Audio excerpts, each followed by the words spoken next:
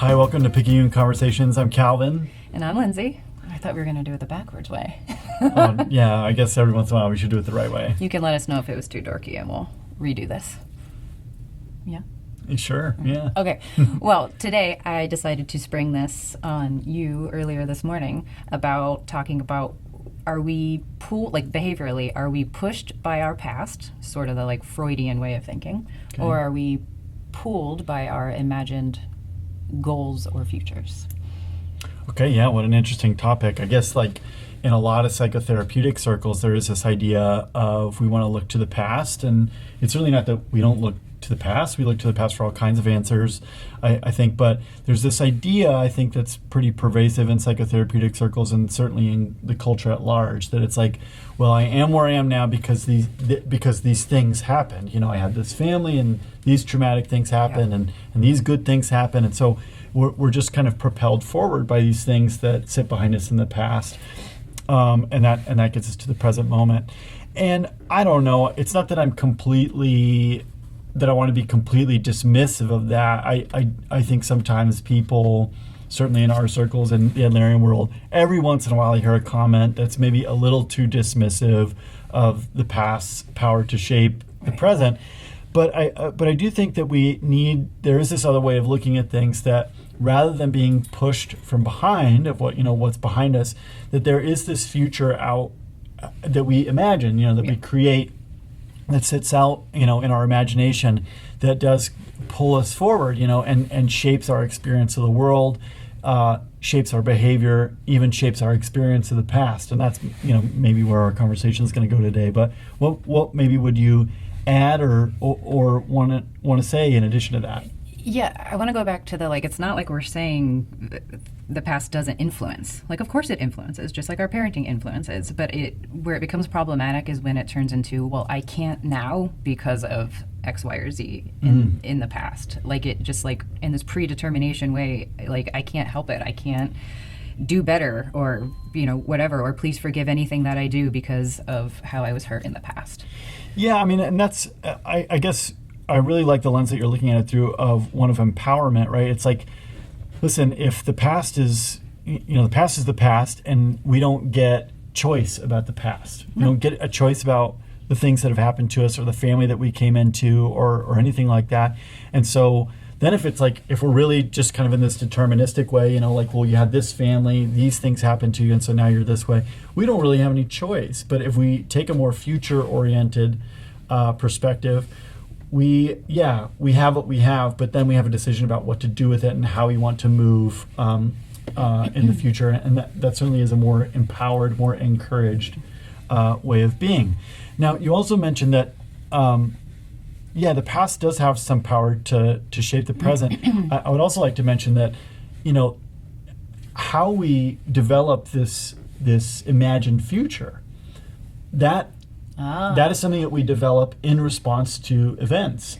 Especially ones that happened before. It's all about, yes, you had challenges. We all did. Some people had better challenges. Yeah. But how did you manage that? What did you do with it? What did your actions look like? Because that's going to be how you make meaning of what you're supposed to strive for in order to secure that feeling of belongingness and connectedness and significance. Yeah. Now let's get We're talking a lot of theory. Let's talk about what this would kind of look like. So I'm imagining, somebody who comes up in a family, okay, and let's say that this family is, narcissistic dad. Okay, sure. We've got a narcissistic dad. We hear that a lot, right? And maybe we've got a helicopter mom. Okay, so a kind of austere, self-centered father and a pampering, potentially over-involved, even if it's coming from a good place, and a pampering, over-involved mother.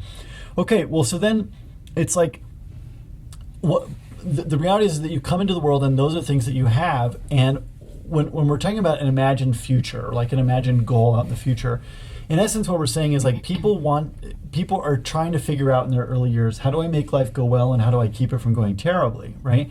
And so you've got these two very significant influences on your life helping you to figure that out. Now, maybe in some positive ways, but maybe in some negative ways. For instance, maybe there's a child who comes up in the world and they've got an overbearing or an over pampering mother and a narcissistic dad. Well, maybe they look at dad and they say, dad seems to have it pretty good. Like, He gets his way. he gets his way. He's always right. Yeah.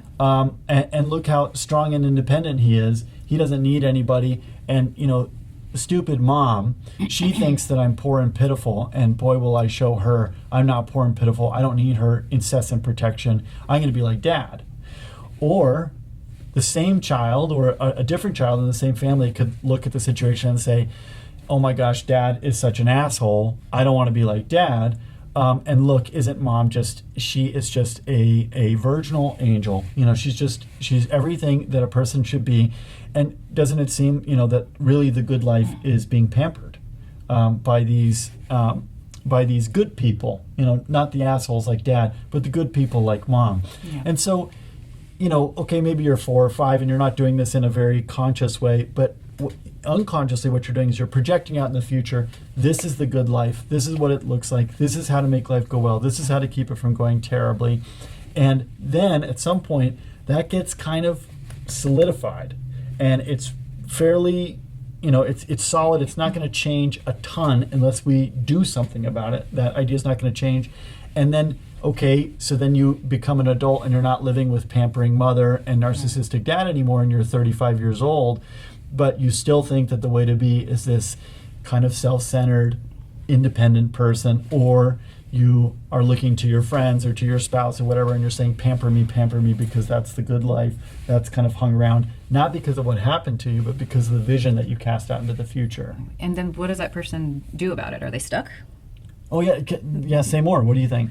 I don't know, like, is it possible that once they're made aware, I can't remember that quote from Adler, but like once you're made aware of what you've been up to, how you handle the challenges of life, and is it pro-social or not, can you shift? Can you get that insight and decide, what are my strengths here? What am I bringing to the table, and how can I use it to contribute to myself and others instead of the other way around?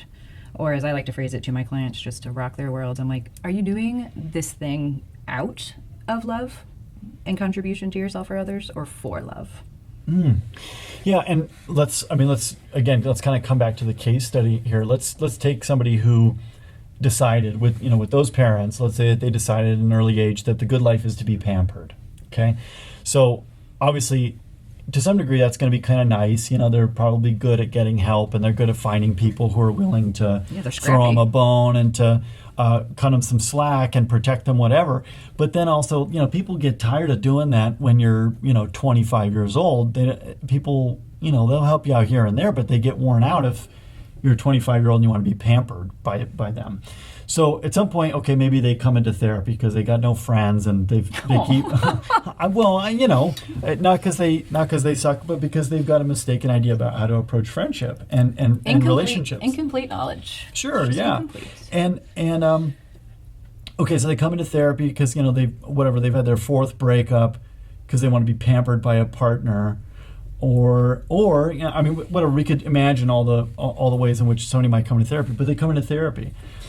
And let's say that we were to, one of us were to help them to see, oh yeah, early on, you got this idea that the good life is when other people are taking care of you and managing your responsibilities and watching out for you and protecting you, and they've got your back and they make your life comfortable and pleasant. Okay, yeah, it makes some sense that you would have set this goal for yourself in the future. Now, let's match that up with some realities of life, because not everybody is your mother. Right. And the world just doesn't revolve around you. Yeah. And, people get tired of pampering other adults. Yeah. They may be willing to help, and I like that you know how to get help and how to solicit, some care and nurturance from other people. Yeah, I like how scrappy you are. Yeah, exactly. Again, like you're saying, there is a strength there, but then to mediate that strength with just, Adler called it the ironclad logic of social living, where it's, there are other people who want to do other things than pamper you. And so can we help you come up into yourself to be a little bit more self-reliant, not independent, but interdependent, where you're not codependent. Yeah, but you need that autonomy. Yeah. Yeah, certainly. Now, I want us to kind of zoom out and imagine, when we're talking about this imagined future goal, okay, we've been talking about somebody who gets in their head, okay, the good life is to be pampered. But give us a few examples, maybe 4 or 5. What are goals that we see people projecting out in the future? I'd say a common one is life means be perfect or at least look like it. Okay, fantastic. I can tell you what mine used to be. Life means prove that you're smart and be indispensable to others. Okay. In parentheses, so that nobody leaves. Okay. Life means be impressive. Okay. We get that one a lot. Life means avoid mistakes. Yeah. Life means you can't trust anyone. Yeah.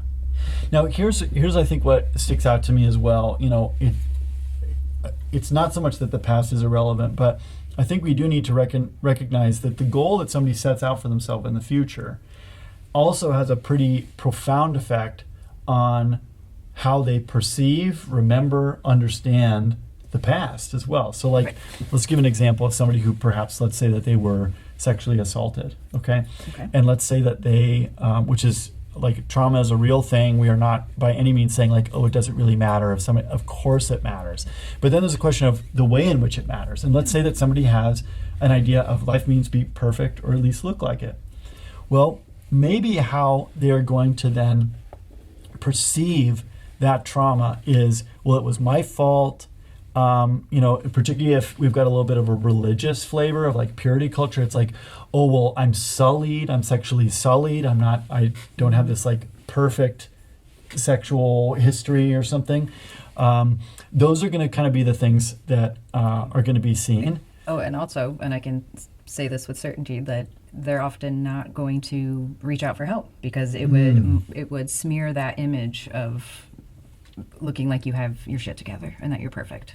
How could you let this happen? Right, which then, of course, and we have some pretty cool research on this, that shows that, okay, people experience something really, like very frightening, very demeaning, something like a sexual assault, and a huge predictor of whether we're going to get what's called an acute stress disorder, which is like a more short-term thing, or if that acute stress disorder is going to develop into a full-on PTSD, a post-traumatic stress disorder, has so much to do with the amount of support that they're surrounded with, where that is really genuine, of like, who knows, and when they know, how do they respond, and do they respond in a supportive way or a disbelieving way or whatever.